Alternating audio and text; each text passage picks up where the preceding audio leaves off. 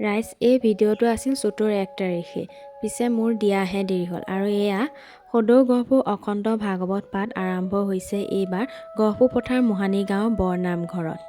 প্ৰায় ৩১খন গাঁও লগ লাগি এই অনুষ্ঠানভাগ পতা হয় আৰু ইয়াত প্ৰতিদিনাই দিন আৰু ৰাতি শ শ মানুহৰ আগমন ঘটে আৰু প্ৰতিটো দিনৰ স্মৃতি হিচাপে ভিডিঅ' আকাৰে ইয়াতে সাঁচি ৰাখিছোঁ। আশা কৰিছোঁ আপোনালোকে এই ভিডিঅ'টো চাই ভাল পাব আৰু মৰম দিব।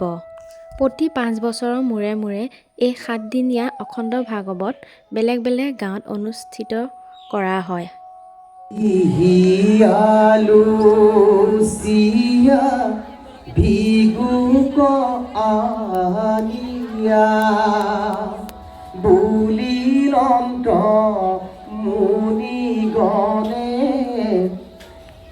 বৃন্দাৰণ